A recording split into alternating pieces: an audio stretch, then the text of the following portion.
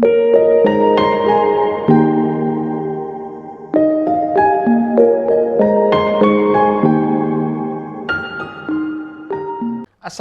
warahmatullahi wabarakatuh. Saya lagi main ke rumahnya Cing Abdel. Habis bikin konten juga di tempatnya Cing Abdel. Nah, sekalian kita ngobrol-ngobrol buat jeda nulis sama Cing Abdel. Cing, apa kabar, Cing? Baik, alhamdulillah, Bi. Baik. Makasih udah datang ke sini. Nah, alhamdulillah. Iya. Pinjam studionya juga, makasih. Iya, boleh, iya. Cing, emang setiap orang akan lucu pada waktunya, Cing? Bukan setiap orang ya.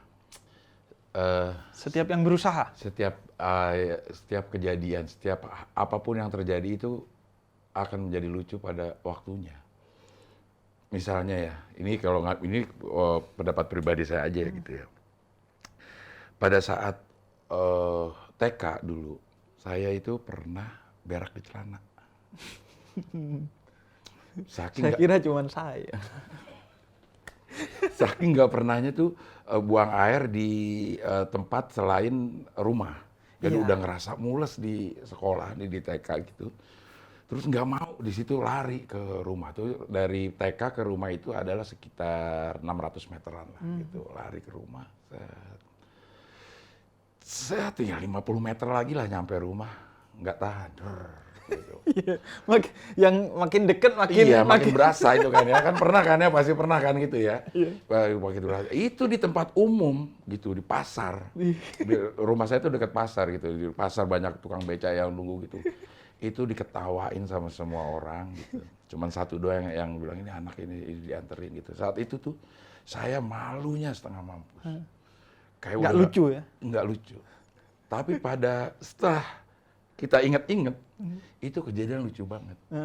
Jadi lucu itu memang ada waktunya. Iya. Enggak pada saat kejadian itu aja gitu. Pada saat kejadian itu mungkin tragedi buat saya gitu. Tapi begitu ditambah waktu, kita udah damai dengan itu bisa jadi lucu. Itu jadi komedi ya? Bisa jadi komedi. Kalau belum lucu, berarti belum waktunya. Udah. Iya. Artinya ketika udah waktunya jadi udah. lucu ya?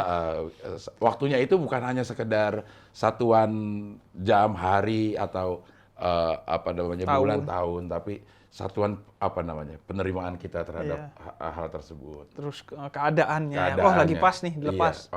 Jadi gitu. timing tuh emang penting banget ya, Cing? Timing itu penting banget untuk semua hal lah kayaknya. Timing Soalnya itu penting. saya agak tersinggung baca tulisan di kaosnya Cing Abdel nih. Saya waktunya kapan lucu? Saya sudah belajar. Tunggu aja. Karena saya menganggap komedi itu, humor itu kan bagi kelas terbawah pun itu awam pun menikmati humornya. Iya, betul. Makanya saya belajar untuk kemudian jadi kendaraan dakwah. Betul. Kalau dulu kakek saya kendaraannya dagang. Nah, saya ngelihat humor tuh kayaknya bisa jadi kendaraan juga yang Benar. efektif. Bisa. Karena pada dasarnya semua orang senang berhumor. Seneng humor. Iya. Dan sesuatu yang tragedi, agama ini kan sering sensitif sekali. Nah, humor tuh bisa mencairkan itu gitu. Ya, sesuatu yang mungkin dianggap tabu untuk dibicarakan, tapi kalau dengan sentuhan humor akhirnya jadi enak lah untuk dibicarakan. Orang nggak tersinggung. Betul. Tentang perbedaan dan lain sebagainya. Jadi nggak tersinggung. Dan kan tadi itu kan biasanya ini, Cing, ngambil batu kemudian taruh udah nggak mempan itu memang harus dikeluarin gitu. Ngambil batu dikantongin tuh udah semuanya gitu. Tuh udah nggak mempan, kabur langsung ke ini, nggak pakai bilang-bilang gitu. Atau jangan-jangan Cing Abdel nggak percaya itu? Percaya ya? Percaya yang gitu-gituan tuh, karena lingkungan saya tuh lingkungan yang ada hal-hal yang percaya aja. Kalau malam maghrib jangan siul-siul, nanti manggil gondoruo. Itu memang lekat di masyarakat, di kampung saya itu, di Pisangan gitu, untuk hal-hal yang kayak gitu. Jadi kalau ada yang gitu-gitu masukin batu, kantongin batu supaya teralihkan pikiran kali gitu. Cuman udah secara anatominya udah harus keluar itu. Gitu. Lingkungan berarti NU, Cing ya? Iya, NU banget di Pisangan lama kan? Jatinegara, NU banget, dan juga sangat menghargai Habib karena saat itu udah ada mulai tuh ke Kuitang, Habib Kuitang pada saat Habib Ali. Habib Ali pada saat dulu belum musim-musim kayak begini nih. Tapi ada waktu-waktu tertentu kita ke Kuitang. Kuitang. Nggak ngerti juga dulu ngapain, Dan itu ikut aja. itu majelis paling lama, seabad ada tuh usianya. Iya, makanya di situ kita nyebutnya Habib Kuitang. Ya, gitu. Habib Kuitang disebut. Bahkan saya nggak tahu kalau itu Habib Ali. Iya. Taunya Habib Kuitang dan ikut-ikut aja anak-anak datang ke sana gitu. Rame-ramean aja gitu. Iya. Dan memang keluarga NU Enggak, tradisinya. keluarga Muhammadiyah malah. Keluarga Keluarga Muhammadiyah, bokap Muhammadiyah, apa namanya, orang Padang yang kuliah di Jogja, jadi kental banget jadinya. Muhammadiyah Padang. Iya. Itu kental banget Kental emang. banget gitu, orang Padang terus ke Jogja gitu yang di Muhammadiyah, jadi kental Iya, orang Padang ke Jogja. Jogja tempat lahirnya Muhammadiyah. Jadi kafah lah utuh, Iya, 24 itu, karat. Iya, Muhammadiyah aja tulen lah gitu. Terus bisa nyaman hidup di Pisangan itu gimana? Itu kan kayak apa air di tengah minyak gitu. Iya. Kan? Itu mungkin karena bokap juga ya. Bokap itu memang strict untuk hal-hal tertentu di dalam rumah, tapi di luar rumah itu lebih moderat lah gitu. Bokap itu ketua RW di Pisangan. Pada saat bokap jadi ketua RW, bokap bisa menghadirkan Hamka ceramah di pembukaan madrasah di Pisangan yang orang-orangnya NU. Waktu itu mah nggak ngerti ya. Tapi begitu setelah ini, bokap gue hebat juga ternyata ya gitu. Iya, dan Hamka kan tokoh nasional Iya, kan. gitu. Ya nggak NU banget lah gitu kan gitu. Tapi kok bisa dan orang-orang itu mau gitu bikin madrasah mujahidin namanya gitu. Setelah gede, setelah tahu beberapa informasi-informasi gitu. Ternyata memang nilai-nilai moderat itu ada dari bokap. Selama itu urusannya dengan masyarakat, sosialisasi dengan sekitar gitu. Kalau di rumah sholat diimamin sama bokap ya nggak kunut. Nggak kunut. Tapi kalau lo sholat di musola di masjid kampung, ya lo ikut kunut. Gitu. Ikut menyesuaikan. Menyesuaikan gitu. Nenek meninggal nggak bikin tahlilan. Tapi tetangga bikin tahlilan kalau udah diundang lu datang. Ada hadir ya. Gitu. Jadi memang secara dulu mah nggak tahu, dulu kan masih kecil mah nggak tahu itu ininya. Cuman setelah kesini-sini kok bokap gue emang agak unik juga ya gitu mendidik anaknya gitu. Iya, iya. Jadi mungkin nilai-nilai itu yang menjadi masuk di saya gitu ngejalanin hidup ini gitu. Perbedaan lebih mudah menerima perbedaan lah gitu. Iya. Karena memang lahir dalam tradisi yang berbeda itu. Iya, Ya. betul gitu. Terus kalau komedi itu, Ceng, dari mana ininya? Nasabnya itu. Nah, kalau dilihat dari gen mungkin turun dari nyokap ya. Nyokap itu lucu. Orang Padang yang lucu itu nyokap karena memang celutukan-celutukan yang lucu. Jadi semua. Soalnya tadinya sorry nih aku potong. Ya. Tadinya aku mikir orang Betawi, Ceng Abdel nih. Kan Pisangan tuh Betawi. Jadi secara kalau Betawi lucu tuh kan udah memang tradisinya lah ya. Iya, karena di lingkungannya akhirnya karena mainnya Betawi, tumbuh dengan budaya-budaya Betawi campur sama budaya-budaya Padang gitu. Orang di Pisangan itu lucu-lucu semua gitu. Orang-orang Betawinya lucu-lucu semua. Keluarga saya juga lucu-lucu semua. Katanya yang paling gak lucu malah saya. Tapi yang bisa jadiin lucu itu sebagai jalan hidup dan menghasilkan uang cuma saya gitu. Terjadi karena begitu lulus SMA kerja siaran di radio humor, Bib. Radio humor. Dengan sendirinya lingkungan itu ya lingkungan komedi. Kesininya terus jalan ya ngikutin arus aja gitu karena memang lingkungannya komedi ya ketemunya sama orang-orang komedi gitu. Radio humor tuh masuknya gimana? Itu masih SMA udah di radio atau udah lulus SMA, barengan kuliah itu jadi penyiar. Daftar jadi penyiar gitu. Itu kakak saya ngelamar di Radio SK buka lamaran di koran gitu. Kakak saya ngelamar dan bikinin lamaran saya gitu. Jadi saya nggak tahu kalau itu ngelamar, tahu dipanggil deh, ini lo dipanggil ini ikut, tapi lulus gitu. Jadi kebenaran sih sebenarnya itu nggak ada niat untuk jadi penyiar gitu. Cuman seneng berkomedi itu seneng. Gitu. Dari SD kalau ada pertunjukan antara kelas, saya tuh bikin lawak-lawakan grup sama teman-teman, anak-anak SD gitu. Emang udah senang berkomedi lah gitu. Kalau komedi-komedi yang kayak Betawi gitu, Cing. Lenong Lenong gitu, iya. itu ikut dari dulu. Oh, nggak ikut secara misalnya ikut di apa namanya sanggar apa gitu, Iya. nggak ada yang dipelajari secara formal lah Iya. gitu, cuman non formal aja. Dari gitu. radio itu berarti ya, Dari baku radio utamanya juga. ya pembelajaran. Ya, Berapa tahun tuh, Cing? Di radio itu dari 89 sampai 94. 89 sampai 5 tahun. 5 tahun. Tapi kemudian di tahun 2003-an masuk lagi di radio gitu. Jadi ada jeda 94 sampai 2003 itu nggak siaran, 2003 tuh mulai siaran lagi di radio juga. Gitu. 94 ke 2003 apa berarti? 94 lulus apa namanya kelar Kuliah radio. berarti. Belum, kuliah kelar 96. Lama juga 7 tahun. Tapi berhenti radio gara-gara pengen nyelesain kuliah. Gitu, berhenti di radio untuk menyelesaikan kuliah. Sebelum kuliah selesai tapi udah ujian skripsi, belum wisuda gitu, ditawarin kerja untuk jadi manajernya Bagito Group. Bagito Group itu grup lawak yang Ya. legendaris lah ya. Pada saat itu adalah grup lawak yang nomor 1 di Indonesia. Saya kenal Bagito Group itu di Gebiar BCA aja. Iya benar. Itu udah di ujung-ujung karir. Ujung-ujung karir. Itu udah di ujung-ujung karir tahun 98-an mungkin itu ya. Terus bisa kenal karena waktu di Radio SK, Miingnya ini adalah kepala studio. Kepala studio. Jadi begitu saya masuk di Radio SK, saya anak buahnya Mas Dedi Miing ini gitu. Iya. Selesai di situ, selesai Radio SK itu sambil nyelesain skripsi kerja di Bagito. Begitu. Kuliah juga jurusan? Hubungan internasional. Nggak ada hubungannya sih. Hubungan internasional tapi kerjanya nggak ada hubungan. Kalau di hubungan internasional. Itu di Bagito itu ya. Itu apa, nulis skrip gitu di Bagito? Manajerin. Oh, manajerin. Jadi ya manajer operasional lah dari ini. Karena Bagito udah bikin perusahaan. Iya. Perusahaannya namanya B Enterprise. Nah, saya kerja di B Enterprise-nya itu sebagai manajer operasional gitu. Salah satu tugasnya adalah memanajeri Bagito. Gitu. Oke. Dan Bagito, kemudian Cing Abdel ini kan termasuk pelawak-pelawak lama lah, Cing ya.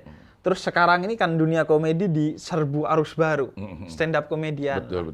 Dan kemudian saya ngelihat Cing Abdel ini salah satu yang bisa beradaptasi lah ya. Bahkan Cing Abdel sekarang jadi juri stand up komedi, kemudian ber-stand up komedi juga. Yang pertama kan, pertama ilmunya aja udah beda kan. Iya, ilmunya artinya untuk pelawak senior biasanya minimal capek lah yang mau belajar lagi. Maksimal ya gengsi gitu. Atau bahkan ada yang mungkin resisten gitu. Iya. Itu Cing Abdel bisa tetap eksis di Setelah dipelajari ya, konklusi saya tuh terhadap kenapa kok bisa gini, mungkin itu ada hubungannya dengan perjalanan dari kecil, di mana banyak sekali nerima perbedaan. Oke. Dari kecil gitu di Pisangan, tinggal di lingkungan NU, rumahnya Muhammadiyah gitu. Masuk lagi ke dunia siaran radio yang ketemu lumayan banyak orang gitu.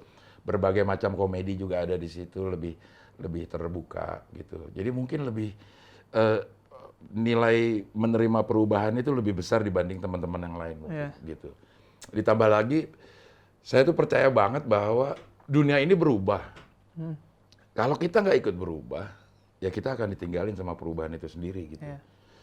Lo akan ketinggalan kalau lo nggak punya powers yang sebegitu kuatnya sehingga lo bisa menahan perubahan itu.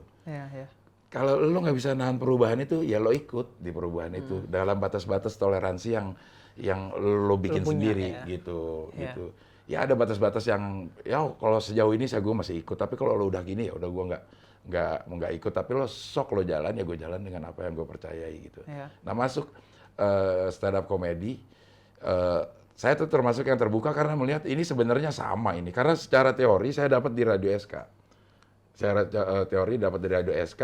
dan itu ternyata ada di stand up comedy. Nah teori-teori yang dulu didapat di Radio SK itu ternyata sama persis apa yang stand up comedy itu gaung-gaungkan gitu. Ini Iya. mah gue udah belajar lama, cuman istilahnya aja yang berbeda gitu. Jadi memang bikin jokes itu dari SK udah diajarin ya sama seperti bikin jokes saat stand up comedy gitu. Kalau kemarin-kemarin sebelumnya trennya ngegroup, sekarang ini sendiri gitu. Kalau kemarin-kemarin kita ngelawak dibagi ada orang misalnya bertiga ngelawak gitu. Yang satu untuk premisnya ngomongin apa namanya nih tema yang akan kita omongin. Satu membangun setup menggiring orang untuk masuk ke Imajinasi kita ya. Yang satu bagian punchline-nya untuk bikinin. Nah, di stand up itu dijadiin satu. Iya. Gitu. Lo yang nentuin premis, lo yang bikinin setup-nya, lo juga yang punchline-nya gitu. Tapi dasarnya sama. Dasarnya itu persis sama. Iya, gitu. iya. Hanya orangnya aja satu. Orangnya aja satu. Paling soal mental akhirnya. Betul, iya soal mental atau Berdiri sendiri. sendiri, Gitu ya. iya. Akhirnya juga terjadi banyak yang resisten itu. Saya udah sering bilang ini ada salah satu juga apa namanya kesalahan ya stand up komedi masuk ke Indonesia itu dengan membawa label komedi cerdas. Oh iya. Soalnya yang lain nggak cerdas. Ya, gitu. Itu yang udah membuat banyak resisten orang-orang. Padahal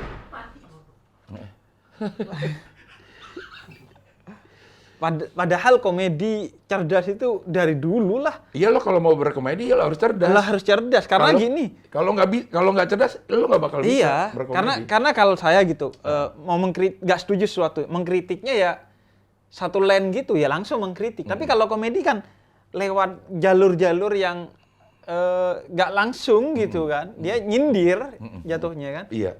Dan itu, dulu lebih cerdas karena ngadepin Orba kan. betul. Kalau emang nggak betul-betul soft habis loh. Habis, iya. Nah, makanya masuk dengan label stand up comedy adalah komedi cerdas. Itu menyakiti banyak orang yang bergelut di dunia komedi lebih dulu. Sayangnya itu diaminin sama anak-anak komika pada saat itu gitu. Sekarang sih udah enggak, udah pada tahu dah. Kesalahan itu ada di situ gitu. Sayangnya untuk 1-2 tahun itu diamini oleh para komika bahwa gue ini adalah komedi cerdas. Komedi cerdas. Lo komedi yang slapstick mah nggak ada ininya lah, komedi yang lempar-lemparan tepung bukan kelas gue lah. Gitu. Padahal itu cuma beda genre. Iya beda genre. Kayak ada nyanyi dangdut sama nyanyi rock ya itu beda genre, nggak ada ininya. Bukan hierarki. Kalau lo mau bisa ngiringin orang nyanyi dangdut, harus bisa gitar sama seperti lo harus bisa gitar ngiringin orang penyanyi rock gitu. Iya. Iya, sama kayak kalau di dunia dakwah ya begitu gitu. Ada pendakwah yang spesialis ibu-ibu. Iya.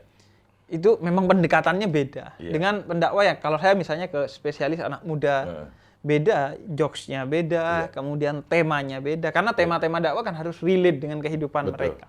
Masalahnya juga beda. Masalah anak muda dengan masalah orang tua pasti beda gitu ya. Sehingga tema dakwahnya juga beda. Tapi intinya ya dakwah. Intinya ya dakwah, sama ngajak intinya. Cuman cara mengajaknya aja yang beda-beda. Kalau nggak punya kecerdasan ya nggak bakal bisa ngajak ibu-ibu. Kalau nggak punya kecerdasan ya nggak bakal bisa ngajak anak muda gitu. Betul. Dua-duanya butuh kecerdasan. Nah label stand up comedy adalah komedi cerdas itu yang akhirnya itu memang bikin resisten. Iya, bikin resisten gitu loh. Dan Cing Abdel bisa keluar dari iklim itu. Jadi melihat semua ini hanya faktor oknum dan lain sebagainya sehingga bisa keluar. Lebih ke gini sih sebenarnya ada gini apa namanya? Gue itu ada di apa namanya komunitas yang dibilang komedi nggak cerdas saat itu gitu. Saya ada karena udah duluan berkomedi dibanding munculnya stand up di sini 2011. Saya udah mulai komedi dari lama. Cuman ingin kasih tahu, gue bisa loh, gue bisa ini. Anak-anak komedi lama ini sebenarnya kalau mau itu akan jauh lebih dahsyat karena dia komedinya udah terolah sedemikian lama gitu. Tinggal dimasukin teori-teori dikit jadi gitu. Dan saya tuh pengen ngebuktiin bisa nih orang ini gitu. Nggak ada tuh kota-kota komedi yang cerdas itu ya semua komedi karena membuat orang tertawa itu nggak gampang. Nggak gampang, betul. Nggak gampang. Betul, saya gila. Itu saya kalau diminta ceramah di ibu-ibu stres, Cing. Iya. Karena kan harus banyak banget candanya kan.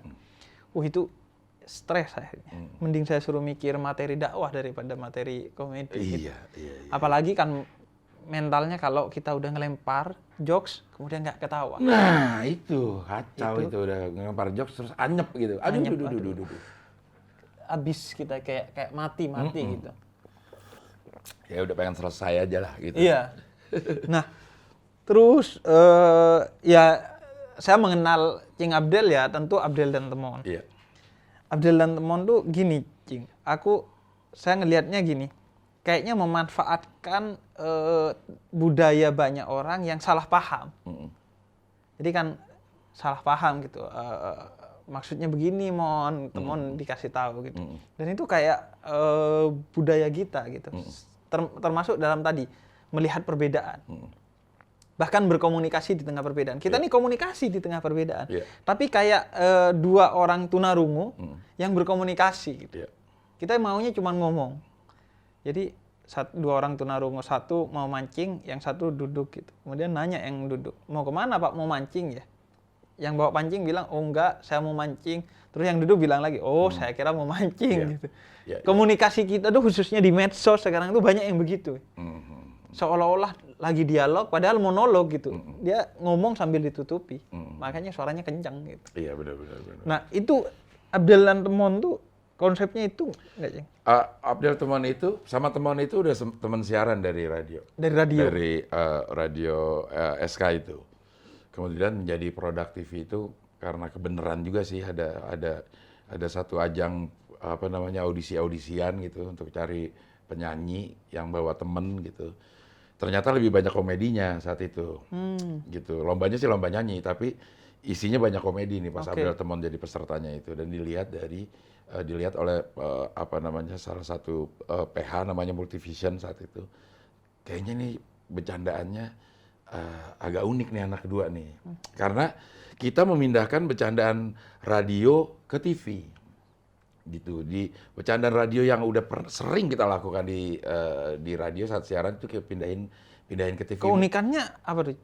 Tektoknya cepat. Tektoknya cepat gitu. Karena ini sesuatu yang udah direncanakan, udah kita latih bertahun-tahun itu. Bahan-bahan itu kita latih bertahun-tahun, saking udah kita juga latih bagaimana supaya terlihat spontan gitu. Terlihat spontan. Kalau berdua Temon itu, materi itu udah pasti hasil latihan. Nggak ada Justru spontan. akhirnya tantangannya gimana memperlihatkan itu seolah-olah spontan. Iya. Saking melekatnya. Itu yang dilakukan oleh stand up comedy juga. Stand up comedy kan semuanya dilatih. Iya. Kata per kata dilatih. Nanti pada saatnya lo perform, yang menjadi tantangan adalah bagaimana lo perform seperti bukan hasil latihan. Iya. Seperti itu baru keluar saat lo bercerita gitu. Nah, itu ternyata bisa masuk dibikinin sama Multivision gitu. Dapat sutradara yang pinter juga menerjemahkan nih komedi audio menjadi komedi Video. Audio visual gitu. Memang ada yang salah ininya salah paham gitu. Iya kan? Melihat satu fenomena ini, Temon salah paham, gue benerin. Ya, tinggal sesederhana itu sebenarnya gitu. Nah, itu bagaimana membangun premis, bagaimana mencari setup, bagaimana membentuk punchline gitu. Dan menurut aku pecahnya tuh ya karena itu gitu. Semua orang tuh emang hidup dalam kesalahpahaman gitu. Iya, betul. Sehingga kayak ngetawain diri sendiri ketika nonton Abdel dan Temon. Benar. Hanya mungkin versi lebaynya aja di karena kan sana. kalau di TV itu ya memang semuanya harus lebay lah. Kalau kita nggak bisa juga syuting tanpa bedakan kok. Kalau kehidupan sehari-hari mana kita bedakan gitu. Iya, syuting harus bedakan. Kehidupan sehari-hari kan enggak. Kalau lo mau tampil apa adanya, seperti yang terlihat di kehidupan sehari-hari, pada saat syuting TV, lo harus bedakan.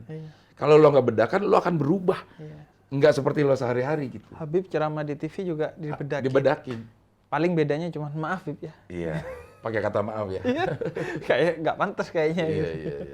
Apakah wajah saya kurang bersinar sehingga harus dibedakin gitu. Pakai bedaknya bedak karambol lagi.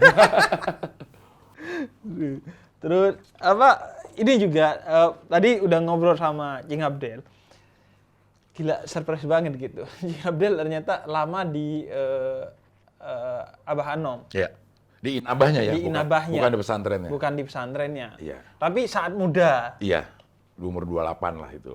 28. Umur 28.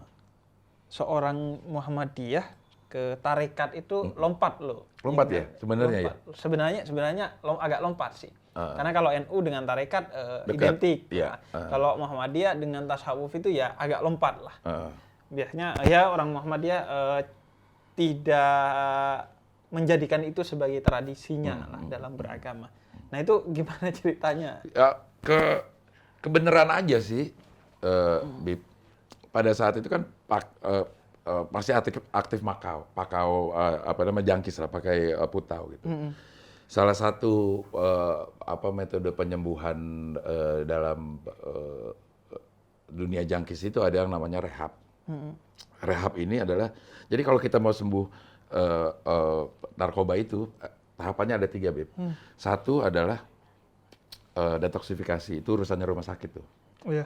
Kita didetoks supaya medis ya. Iya, tubuh kita bersih dari zat-zat itu, gitu. Begitu udah kelar tuh, udah didetoks, baru kita masuk ke rehab. Rehab itu adalah fase di mana kita menerima asupan-asupan jiwa, karena pada saat orang pakai putau, pakai narkoba itu, yang terganggunya adalah jiwanya terutama, sehingga dia bisa relapse, pakai lagi gitu. Padahal secara medis udah didetoks, udah nggak ada, udah nggak nagih secara badan. Tapi kenapa ada orang pakai lagi? Ternyata udah diteliti itu gangguan jiwanya. Makanya kalau kita ke dokter dikasih dokter jiwa, psikiater kita ke ininya. Nah di rehab ini diharapkan dimasukin tuh asupan-asupan jiwa lah ya. Kalau lo Islam di religi lo datang ke pesantren gitu.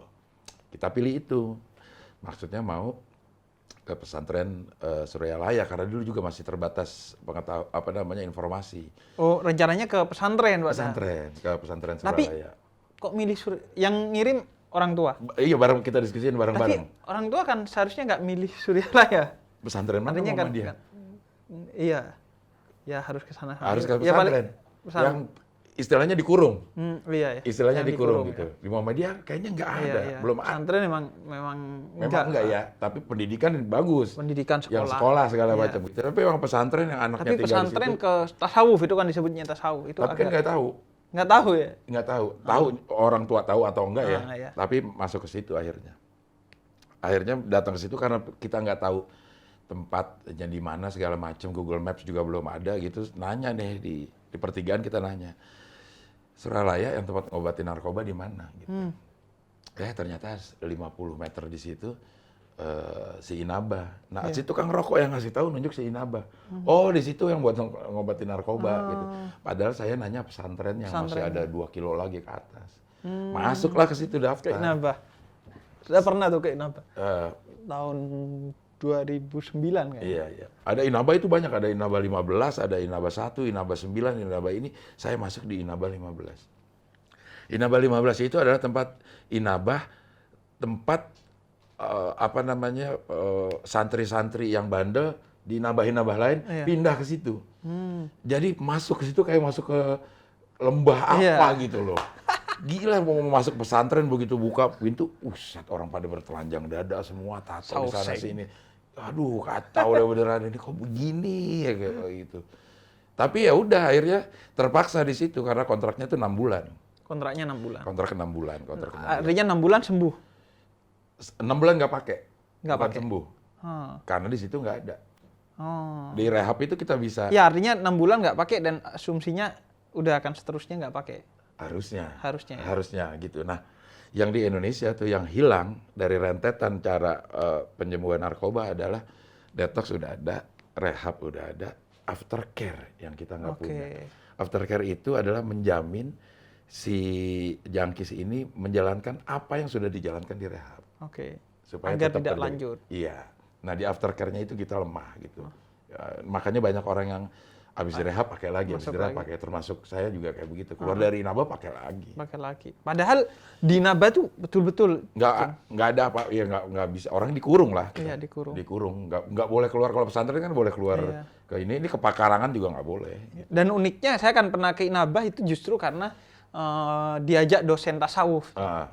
Dosen tasawuf ke Abah Hanong Suryalaya, kemudian ke Inabah juga. Itu corak penyembuhannya kan pakai zikir, Cing. Betul. Betul. Karena asumsinya orang seharusnya orang yang sudah masuk di situ sudah mengalami detox. Sudah Iya, mengalami udah. detox. Jadi tidak ada sakau di situ. Harusnya. Harusnya. Harusnya. Tapi ada orang yang masih aktif pakai udah dimasukin ke situ. Jadi ada sakau, Mas. Ada sakau orang di dalam gitu. Ada sakau orang di dalam belum diobatin secara ini karena kalau putau itu kalau kita pasang badan istilahnya gitu 2 minggu kita udah hilang. Kita udah negatif nih, urin kita udah negatif asal 2 minggu nggak pakai tapi sakit. Makanya perlu ada metode-metode detox yang meminimalisir rasa sakit saat sakau gitu. Iya. Nah, mungkin kalau ada yang sakau ya itu yang langsung dimasukin ke rehab, belum Iya. melalui detox gitu. Iya, iya. Jadi ngerasain, kalau saya tuh masuk udah dalam keadaan Bersih. negatif, bersih di badan ya, Iya, di badan. jiwa masih Akhirnya diapain aja di sana? nggak diapa-apain, disuruh sholat sama zikir aja. Sholat zikir. Sholat zikir Setiap hari. setiap hari. Jumlahnya itu sekitar 108 rokaat. Kita kan 108 rakaat. 108 rokaat. Kita 17 kan wajib? 17 saja belum bolong. Iya, 108 rokaat Setiap hari. setiap hari. Zikir Zikir setelah sholat itu ya antara 500.000 lah. 500.000 yang penting yang berarti 5.000. 5 sholat. kalau kita masih 1.000 kayaknya bakal lebih. Orang lama kok kita misalnya dari zuhur ke asar. Itu lama kita waktu zikirnya. Dari asar ke maghrib, lama lagi dari maghrib ke isya. Itu isya zikir aja nunggunya. Zikir. Tuh, kan banyak tuh 1 jam tuh. Kalau kita dengan la ilaha illallah, la iya, ilaha iya. illallah, la ilaha itu bisa bilangan ribuan. Ribuan. Bisa bilangan ribuan gitu karena memang kita tuh di semua sholat sunnah itu dilakuin. Mungkin cuman sholat sunnah minta hujan aja yang nggak dilakuin.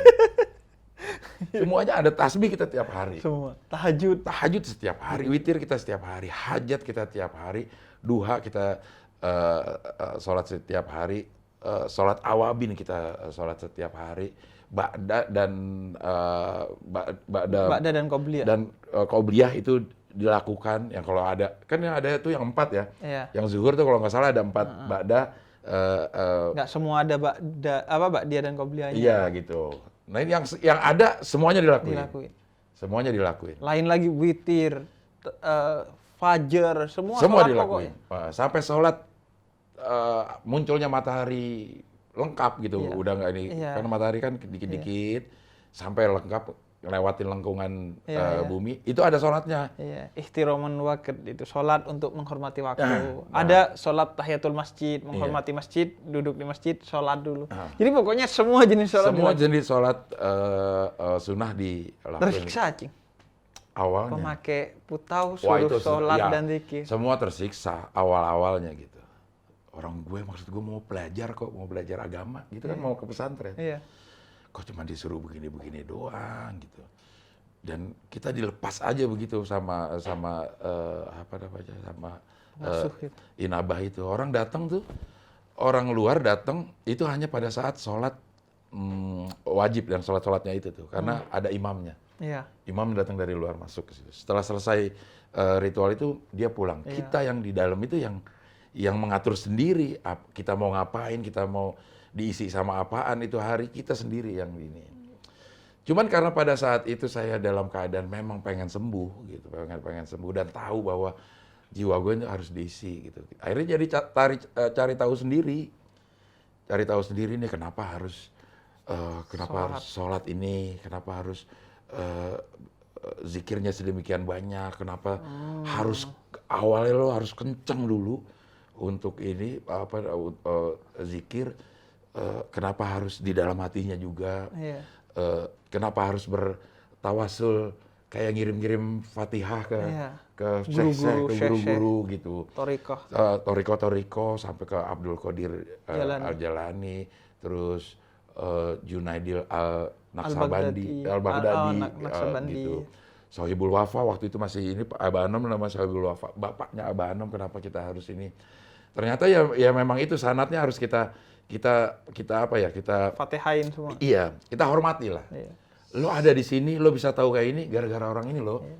gitu. Jadi pantas kalau lo mengucapkan terima kasih ke orang-orang Jadi itu. itu kayak tangga menuju Allah gitu. Iya, tangganya gitu. Jadi lo melakukan ini, lo harus berterima kasih. Wujud berterima kasih ya lo bacain Al-Fatihah. Karena buat orang meninggal katanya itu. Doa atau Fatihah yang kita kirimkan itu bagaikan makanan buat mereka. Iya. Gitu. Cuma itu doang yang bisa menambah pahalanya karena mereka udah terputus nih pahala. Segala macam pahala dia waktu di dunia udah terputus. Tinggal doa kita, tinggal Al-Fatihah kita yang bisa nambah pahalanya. Kalau lo berterima kasih sama dia, ya lo kasih hadiah ke dia. Itu ini sih, masuknya juga ini ilmu yang bermanfaat kan, yang masih mengalir. Iya, iya. Nah, ilmu yang diberikan itu dibalas Benar. dengan Fatihah jadi bermanfaat bagi dia. Oh, iya. Dan itu efektif, Kang. Efektif. Akhirnya begitu kita melakukan dengan kesadaran. Ya, karena kesadaran Iya. itu ya. Kalau orang masuk ke situ ya udah ngikutin ini ya nggak dapat apa-apa, ya dapat gerakan doang, dapat serak doang kita zikir Serak kenceng-kenceng. doang. Karena kalau kita masuk sehari ke situ, besoknya lu belum serak, digebukin sama teman-teman kita. Karena lu berarti zikir lu nggak benar. Jadi harus serak. Harus serak. Iya, 5.000 lebih. Karena kenceng itu melulu. La ilaha illallah gitu. Yang kenceng. pakai gerakan iya, juga pakai kan. gerakan itu nah sampai akhirnya tuh saya juga nanya, kenapa harus geraknya kayak begitu? Kita tuh la ilaha illallah gitu. Kenapa lo harus menghujam ke kiri? Ternyata kolbu kita ada di sini Iya. gitu. Filosofinya Filosofinya ada gitu. Kenapa gerakannya ke sini, ke kanan dan ke kiri gitu. La ilaha illallah. Itu ada dijelasin kalau kita pengen nanya. pengen tahu ya. Karena udahlah, gue udah mau ngapain lagi di sini. Ngisi waktunya ngapain lagi. Ya banyak bertanya lah kenapa itu kenapa harus ada gabungan Qadiriyah sama Naksabandi. Iya. Kenapa harus dizohirin juga tapi di zikir khafi Batinin juga gitu. Jadi banyak nanya pada saat itu gitu. Akhirnya menemukan kenikmatan. Akhirnya nikmat. Awalnya tersiksa. Awalnya tersiksa, akhirnya nikmat karena udah dilakukan dengan kesadaran. Setelah berapa lama tuh? Sekitar Kira-kira? 6 bulanan mungkin. 6 bulan. 6 bulanan karena saya setahun di situ, habis setahun saya nambah. Kurang gitu. Karena udah hidup enak banget, Bib. Saya di pesantren malah kabur. Lari-lari. Makanya di situ akhirnya saya percaya bahwa kebahagiaan itu benar-benar bagaimana kita ngeset standar bahagia kita. Iya. Kalau lo standar bahagia lo turunin gitu, lo akan mudah bahagia gitu. Karena waktu itu kehidupannya dapat rokok tuh 2 batang sehari. Sehari. Dapat Jatahnya itu. jatahnya 2 hari, nggak mungkin lebih. Kalau ada dapat lebih berarti lo palakin junior gitu. Jatah junior kita ambil gitu. Iya. Tapi dua batang per hari itu udah bikin bahagia. Sekarang yang terjadi kalau nggak punya stok 2 bungkus di depan mata udah kelimpungan. Udah kelimpungan gitu. Padahal saat itu 2 batang udah bisa bikin bahagia. Hidup kayaknya udah cukup kalau habis sholat subuh sambil nunggu duha ngerokok sama ngopi. Itu udah bahagia udah. Iya. Karena itu udah kemewahan di Iya, lingkungan kemewahan itu di sana. udah kemewahan. Hanya orang-orang tertentu yang bisa gitu, yang udah senior gitu, yang udah senior. Sementara orang yang lain disuruh gosok-gosok kamar mandi, kita udah punya kemewahan, tinggal ngerokok sama ngopi. Dan akhirnya ya banyak dapat ilmu, itu kan ilmu-ilmu tasawuf kan, Iya. Cing.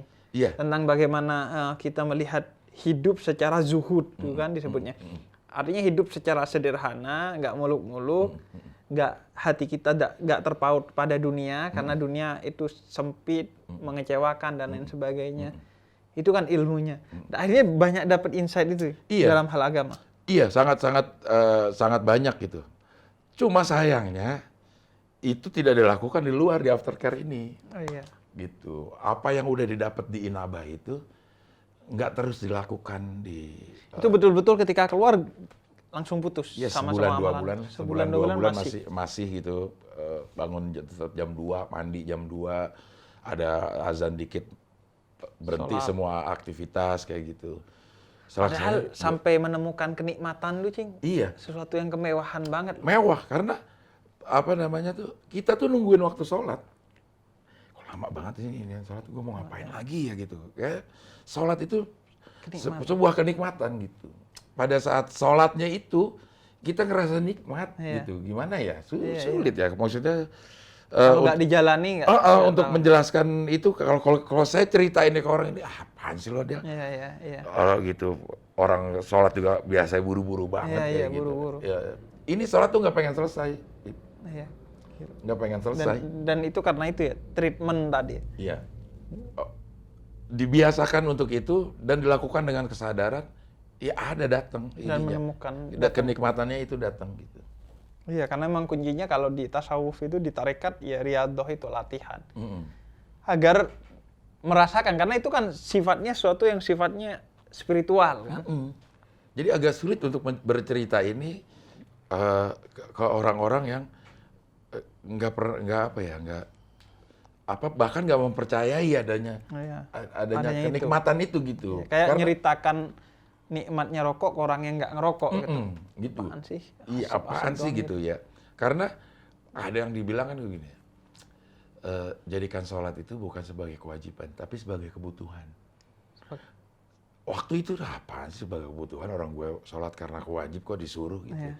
Tapi pada saat di Inaba, Iya. saya tuh ngerasain sholat itu adalah kebutuhan gue supaya gue tenang. Gitu. Bukan sekedar menggugurkan kewajiban Iya. lagi gitu. Makanya apa namanya istilah itu jadikan sholat sebagai kebutuhan bukan kewajiban bisa kemakan sama saya gitu. Dulu mah apaan kebutuhan, orang sholat juga karena disuruh kok. Iya, karena takut. Karena takut kok gitu. Gitu. Tapi memang sampai akhirnya pada fase di mana sholat itu jadi kebutuhan. Jadi kebutuhan gitu. Dan itu memeliharanya memang harus total gitu. Memelihara hal yang seperti itu. Ya kalau nggak dilatih lagi karena torika itu adalah riyadhah Riyadhah itu latihan. Ya kalau nggak dilatih ya hilang. Hilang ya. Ya Gitu. kayak ilmu-ilmu lainnya lah. Iya. Kayak bahasa dan lain sebagainya. Cuman ini sifatnya spiritual dan Iya. latihannya spiritual. Iya, feel-nya tuh udah nggak pernah dapat lagi feel sholat seperti yang dulu gitu ininya. Rindu juga sih sama yang itu, cuman bangun jam 2 juga udah males, tahajud juga udah Iya. jarang banget Iya. gitu. Ya kuncinya tadi itu kan udah ngasih level kebahagiaannya udah tinggi banget. Iya, Nah, ini waktu kita habis untuk ngejar itu. betul. Pada saat ada di situ, udah level bahagia dunia lo ngerokok, gudang garam filter sama kopi udah kelar. Bahagia, udah lo yang lainnya lo urus akhirat lo. Sekarang kebalik. Akhirat sesekali aja. Sekali aja. Nah itu yang bikin orang kembali lagi, relapse lagi, pakai lagi di dunia narkoba gitu. Karena level kebiasaan di rehab itu tidak dilakukan pada saat aftercare. Dan terjadi juga bersama saya gitu. Jadi aftercare itu justru yang paling perlu. yang Yang paling penting. Karena kan pergumulannya ya pada saat di luar rehab, lo di dalam rehab ya nggak pakai karena di situ nggak ada yang jualan. Iya. Gitu. Dan karena juga mungkin karena juga tradisinya positif ya, Iya. tradisi sholat bareng, zikir bareng. Nah di situ ya kita bisa memilih lo mau datang ke majelis zikir apa mau datang ke BD. Ya datangnya ke bandar. Iya. Gitu. Balik lagi lah gitu. Iya, ketika sudah punya pilihan lagi ya. Padahal sebenarnya disediakan loh. Maksudnya ada majelis zikir TKN tuh banyak di Jakarta tuh. Iya. Ada di Tuan Kayu, ada tahu. Iya. Sebenarnya kalau mau menjalankan ini ada nih Iya, padanya. tempatnya. Tapi milihnya nggak ke situ. Emang dasarnya udah. Dasarnya emang udah ya memilih. Artinya gini, saya percaya bahwa apapun yang belum terjadi itu bisa kita pilih. Pada saat kita udah terjadi, itulah takdir. Tuhan selalu memberikan pilihan pada saatnya. Kalau begitu udah lo pilih sesuatu, nah itulah takdir lo. Dan lo pilih itu. Gitu. Pada saat ada barang di depan kita, kita dikasih pilihan sama Tuhan, lo mau pakai atau lo mau nggak pakai. Kalau lo pakai, rentetannya ini takdir lo nih. Iya, iya. Kalau nggak pakai, takdir lo rentetannya ini. Iya. Kan itu perlu penalaran, terus kemampuan kita merasakan untuk membeli itu, tapi dengan kecepatan speed tinggi gitu, Iya, iya. gitu Untuk milih. untuk milihnya itu gitu. Nah itulah yang yang kadang-kadang begitu dikasih pilihan ya melengseng gitu. Ya takdir kita mengarahkan ke situ. Sama seperti kalau kita mau jadi dokter. Kalau mau jadi dokter tapi lo masuk SMA-nya IPS ya bukan artinya takdirnya lo nggak jadi dokter karena lo nggak usahain. Coba lo masuk IPA, lo ikut tes di kedokteran, kalau nggak keterima jadi dokter juga lah itulah lo takdir.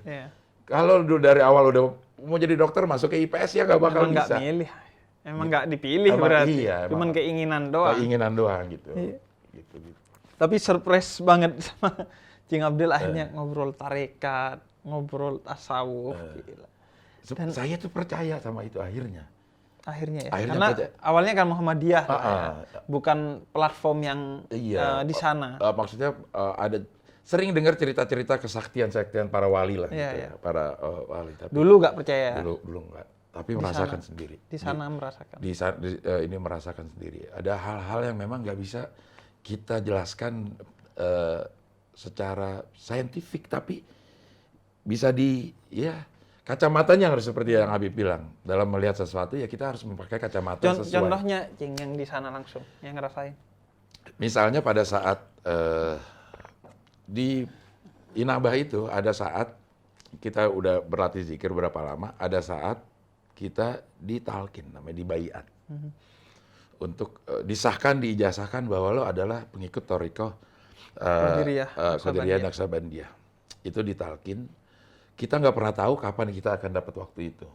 Dapat waktu itu. Itu diadakan pasti selesai sholat subuh kita diangkut ke pesantren Sulayanya untuk ditalkin. Di sana pun yang nalkin macam-macam.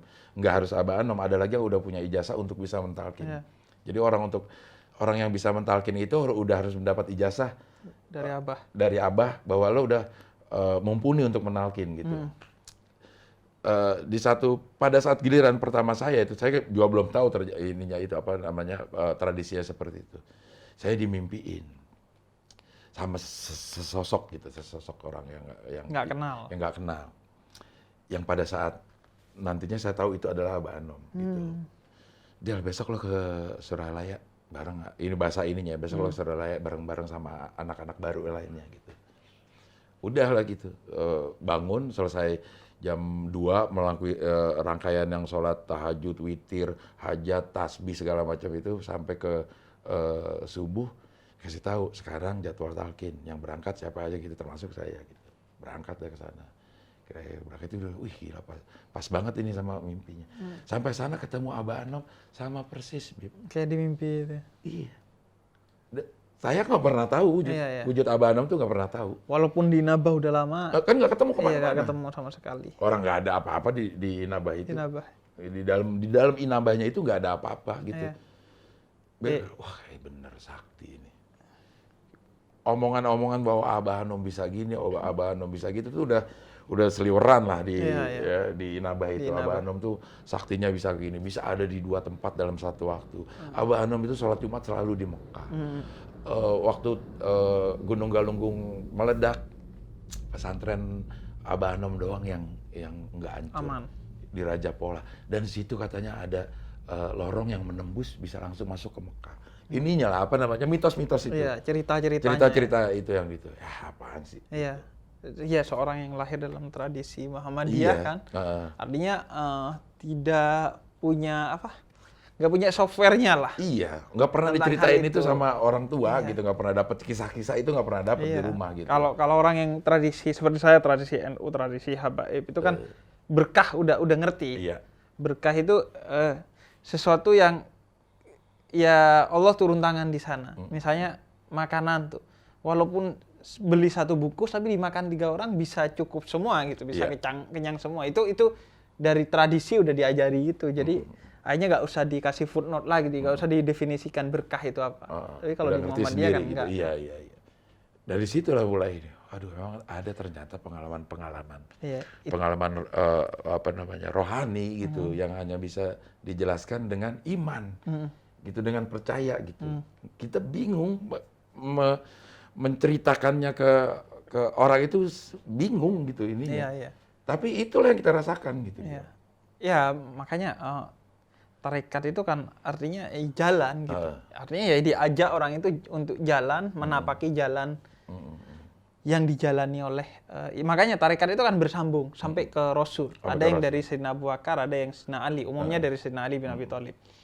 Nah, itu jalan-jalan yang ditapaki dari Rasul oleh Sayyidina Ali, Sayyidina Abu Bakar, ulama-ulama sampai ke kita. Ibarat kata naik gunung ikut jejak kakinya para ulama yang bersambung ke Rasul. Pada saat itu juga nanyain, ada dalilnya juga kenapa harus ditalkin, harus dibaiat gitu. Ada kisah-kisahnya juga, cuman udah sedikit lupa deh.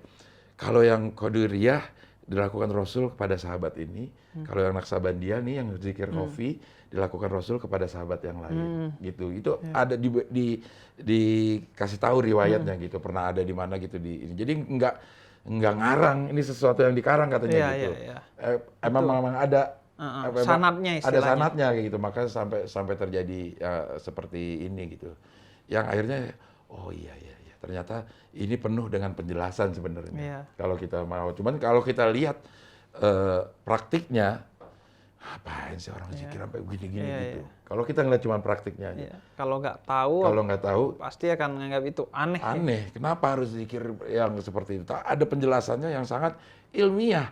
Tapi rasanya baru bisa kita tahu kalau kita jalani. Jadi ketika jalani kemudian paham banget gitu. Paham. Oh ini, gitu. Kita melakukan ini gitu. Iya kayak inilah ya kayak ini kopi lah gini. Dijelaskan secara ilmiah pahit, tapi pahitnya seperti apa orang nggak tahu. Jadi setelah minum pas orang bilang pahitnya kopi, yang seperti itu. Saya mau cobain juga deh pahitnya kopi ini. Begitulah cara cari alasan kalau Anda mau ngopi. Minum kopi, iya. Itu yang terjadi, Bib. Itu yang terjadi pada saat yang ngeliatin lagi, kok zikir sampai begitu. Kan banyak juga saya dengar itu orang kok ngapain sih zikir sampai kayak gitu. Susah ngejelasinnya. Gue yang udah ngelakuin itu ngerasain kok. Nikmat kok itu, buat mereka itu nikmat gitu. Ada di antara ada dan tiada gitu. Kita ini tuh ada rasa kita tuh ada di apa ya namanya? Sampai kita tuh nggak tahu di samping kiri kanan kita tuh siapa gitu. Padahal saking khusyuknya kiri kanan kita tuh siapa, kita udah nggak peduli lah gitu. Udah dimensinya tuh udah beda kayaknya gitu. Terasa di kitanya tuh udah beda gitu. Jadi sangat sangat tahu kalau ada orang terus yang tari muter-muter tuh. Iya, tari sufi. Iya, tari sufi, whirling gitu ya. Whirling. Iya, muter gitu. Buat orang ini tuh ngapain sih ini kayak gitu-gitu. Coba lo lakuin itu, pasti lo bakal dapat kenikmatannya. Kita yang nggak ngelakuin akan bingung. Iya. Itu apa sih ininya gitu. Iya, jangankan itu. Kalau kita nggak belajar ya muntah-muntah nari gitu. Kan di satu titik muter. Dan itu kan filosofinya kaya sekali itu. Tangannya kan satu ke bawah, satu ke atas. Iya. Yang ke atas itu hubungan kita dengan Allah, yang ke bawah itu hubungan kita dengan sesama.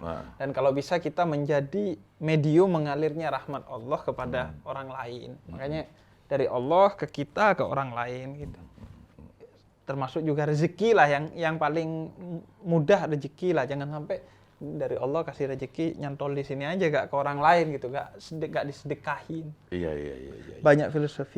Cuman memang kadang orang ngejudge padahal karena dia nggak tahu gitu. Iya, nggak tahu apa alasannya orang seperti itu. Iya, gitu. Kadang sekarang kan orang nggak tahu aja nggak tabayun, apalagi ini yang bukan hanya meminta tabayun, tapi meminta kita menjalani agar ngerti.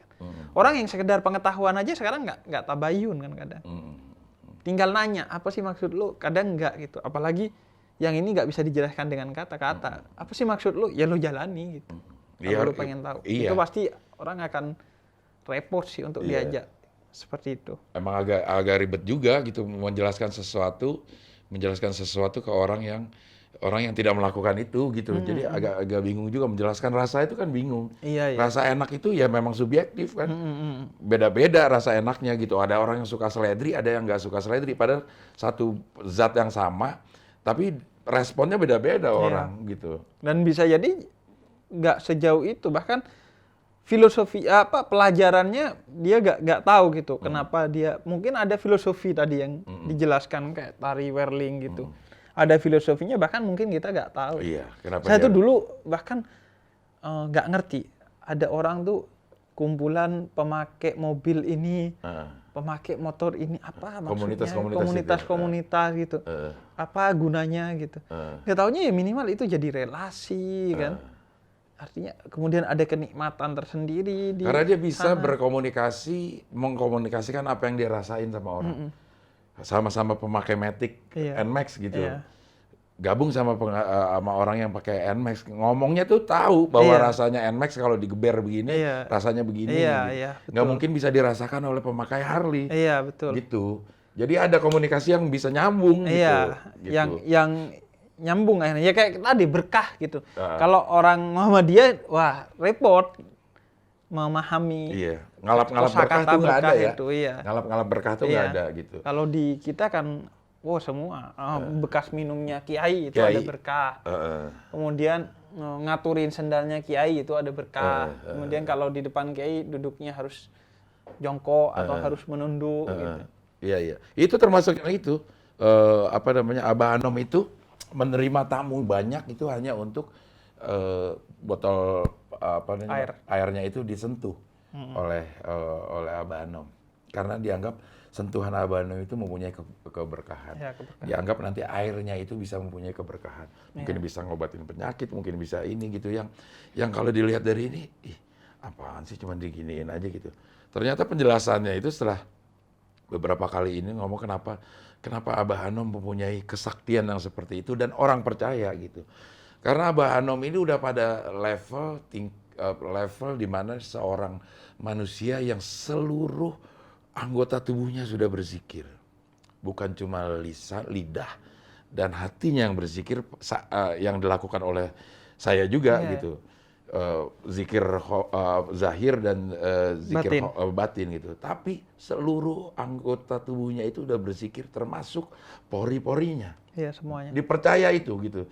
Sehingga sentuhannya ada pori-pori ya itu udah Ada berkahnya. keberkahan. Iya, sebenarnya kan itu karena beliau dekat dengan Allah, akhirnya jadi wasilah perantara antara kita dengan Allah gitu. Ya kayak rekomendasi lah. Iya.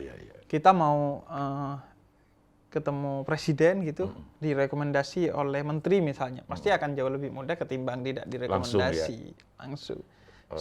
Sederhananya seperti itu. Nah, ini orang yang sudah dekat dengan Allah, mencintai Allah dan dicintai oleh Allah, sehingga kalau ada rekomendasinya dia lewat dia lebih mudah. Dan itu bukan karena beliau sendiri, tapi karena memang sanadnya bersambung sampai ke Rasul gitu ujung-ujungnya. Jadi rekomendasinya akhirnya rekomendasi Rasul gitu. Yang dia Abah Anom mendapatkan itu bukan karena kemampuannya berarti ya. Cuman memang karena memang udah dipilih oleh Allah nih, dia melakukan ini selama hidupnya ya akan berdampak seperti ini. Oh ya gak dipilih, tapi karena dia melakukan sesuatu yang itu bersambung sanadnya kepada Rasul gitu. Rasul juga melakukan itu, mengajarkan kepada Sayyidina Ali dan Sayyidina Abu Bakar. Sayyidina Ali dan Sayyidina Abu Bakar mengajarkan caranya itu kepada murid-muridnya sampai ke Abah Anom. Jadi sebenarnya toriko-toriko itu memang tidak melenceng. Tidak melenceng.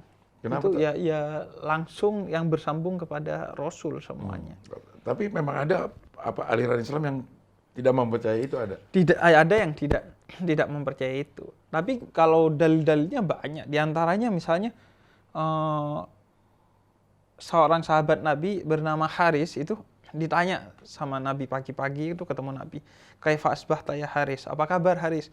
Kemudian Haris bilang, "Asbahtu mu'minan billah." Saya sedang dalam keadaan beriman dan dekat sekali dengan Allah Rasul. Kemudian kata Rasul, "Apa buktinya? Perasaanmu tuh seperti apa sekarang? Kok bisa bilang begitu?" Kemudian kata Haris, "Hari ini Rasul saya pegang emas dan batu sama di mata saya." Karena mata saya sudah dibuka hijabnya dan jadi matanya Allah. Melihat segala sesuatu dengan kacamatanya Allah. Iya kan, yang bikin emas dan batu beda tuh kan hukum ekonomi. Iya. Di mata Allah ya sama aja gitu, segala sesuatu. Nah itu sesuatu yang sudah ada sejak zaman Nabi gitu. Cuma memang akhirnya kan ya kayak Quran aja penafsirannya kan orang berbeda-beda. Ya. Nah hal-hal seperti ini juga akhirnya orang berbeda-beda lah. Nah termasuk aliran-aliran ya. Bib, ini nggak apa-apa ya di kontennya Habib, gue nanya-nanya nih akhirnya jadinya nih. Aliran-aliran juga Sama, semua itu ya perbedaannya di penafsiran. Eh, Yang menjadi masalah ketika orang tidak bisa membuktikan dalilnya. Oke. Nggak bisa membangun argumennya, itu baru masalah. Tapi selama orang itu jelas dalilnya, Quran sunnahnya jelas, kemudian argumennya rasional, ya itu perbedaan yang biasa aja gitu. Seperti perbedaan orang yang ngelihat gajah dari belakang dan dari depan. Yang dari depan akan bilang gajah itu yang hidungnya panjang. Yang dari belakang akan bilang gajah itu binatang yang ekornya panjang. Ya jangan tengkar, karena sama-sama benar gajah itu hidung dan ekornya yang sama-sama panjang gitu. Cuman beda perspektif aja. Sama Muhammadiyah dan NU itu beda perspektif. Yang Muhammadiyah modernis, yang NU tradisionalis. Kemudian madhab-madhab juga berbeda ya karena memang kacamatanya saja. Atau dalam melihat Al-Quran, Al-Quran itu kan seperti mutiara yang dilihat dari mana aja bercahaya gitu. Nah, ada yang menangkap cahayanya dari sini, dari situ. Seperti itu aja sih. Makanya Islam tuh merekomendasikan untuk merayakan perbedaan kan. Perbedaan itu rahmat dalam terminologi Islam itu disebutnya rahmat. Keindahan dirayakan aja, jangan dicekcokkan. Ya. Tapi sampai ada yang bid'ah itu sebenarnya sejauh mana sih, Bib? Ini adalah bid'ah. Iya. Hal bid'ah kalau sudah masuk ke mana gitu? Bid'ah itu kalau masuk kepada hal-hal yang sifatnya ibadah-ibadah mahdhah. Oke. Ibadah yang sudah diatur oleh Rasul, yang kalau kamu tambahi atau kurangi, itu masuknya kamu memurkai Rasul. Sok lebih pintar dari Rasul. Jadi orang ada yang bilang, oh bid'ah itu semua hal yang baru. Enggak semua hal yang baru. Semua hal yang baru kalau ada landasannya ya enggak apa-apa. Tapi kalau ibadah yang mahdhah itu sudah ditentukan, kemudian kamu nambahi atau ngurangi, baru itu masuknya bid'ah. Sholat misalnya, duhur, tapi saya lagi capek karena banyak bikin laporan, duhur ini 2 aja deh. Nah itu baru itu bid'ah. Ngurang-ngurangi sesuatu yang sudah ditentukan oleh Rasul. Jadi ibadah-ibadah yang memang sudah ditentukan oleh Rasul. Puasa di bulan Ramadan, kemudian Anda berkreasi di bulan Rabiul Awal deh juga puasa. Nah, itu bid'ah. Kalau niatnya puasa Ramadan tapi dilakukan di bulan selain Ramadan gitu. Tapi kalau di ibadah ghairu mahdhah, maka berkreasilah kalian selama tidak ada yang melarangnya. Jadi kalau di ibadah mahdhah, lakukanlah sesuatu selama ada dalilnya. Kalau nggak ada dalilnya, kamu lakukan, maka itu bid'ah. Tapi kalau di yang ghairu mahdhah, lakukanlah segala sesuatu selama nggak ada yang mengharamkannya. Makanya maulidan, tahlilan itu nggak ada larangan. Kan itu lebih banyak sekali itu persimpang siur pendapat tentang maulid sama tahlilan gitu. Iya. Ada yang menganggap itu bid'ah, ada yang menganggap itu tidak bid'ah.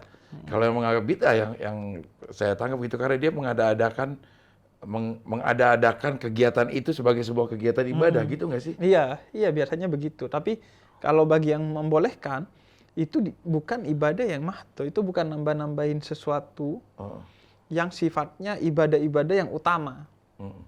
Nah, itu hanyalah bentuk kreasi kita untuk menghormati hari lahirnya Nabi. Karena kita senang, karena Allah bilang kalau diberi rahmat, kata Allah dalam Al-Quran, maka bergembiralah. Nah, Nabi ini kan rahmat terbesar, kita bergembira. Nah, selama caranya tidak bertentangan dengan syariat, itu berpahala. Kecuali maulidan sambil pesta hammer gitu, pesta miras, itu barulah itu dosa gitu. Dan maksudnya bukan bid'ah itu maksudnya ya murka, dosa gitu. Iya, haram lah ya. Haram. Iya. Nah itu pada akhirnya ya sebenarnya itu platform sendiri-sendiri lah, madhab sendiri-sendiri gitu. Yang terpenting tadi yang Cing Abdel di awal bicarakan, yang terpenting kita jangan alergi melihat perbedaan itu, karena sejak awal sudah dicetuskan perbedaan itu rahmat. Saya membayangkan memang TV itu memang lebih indah setelah warna-warni ketimbang hitam putih. Benar. Jadi gitu aja sih pada akhirnya. Dan yang perlu digarisbawahi memang kalau kita berbeda belum pasti salah satunya salah. Bisa dua-duanya benar. Ya kayak inilah, misalnya saya tulis angka 6 di sini. Cing Abdel pasti bacanya 9. Iya. itu sama-sama benar meskipun beda. Saya sama kayak gajah aja. Kalau lo lihat dari depan ya hidung yang panjang, kalau lihat dari belakang ya buntutnya Ekornya yang yang panjang. panjang ya. Oke, oke, oke. Oke, jadi akhirnya jadi konten yang berat. Tapi Padahal, demen. iya, jadi konten yang berat loh. Jadi melihat sisi lain. Iya, iya. Jadi saya dari Jeda nulis akhirnya jadi mikir. jadi mikir. Padahal maunya jeda gitu. Iya, jadi jeda mikir. ya. Malah jadi mikir ya. Cing Abdel, makasih banget. Sama-sama Habib, terima kasih sudah hadir di sini. Terima kasih. Itulah. Jadi kita menemukan mutiara baru. Jadi yang dilihat di TV sama yang di sini beda banget Beda banget ya. dari Cing Abdel. Makanya itu kenapa Anda harus nonton YouTube. Iya. Anda lihat sisi berbeda. Terima kasih. Wassalamualaikum warahmatullahi wabarakatuh. Waalaikumsalam.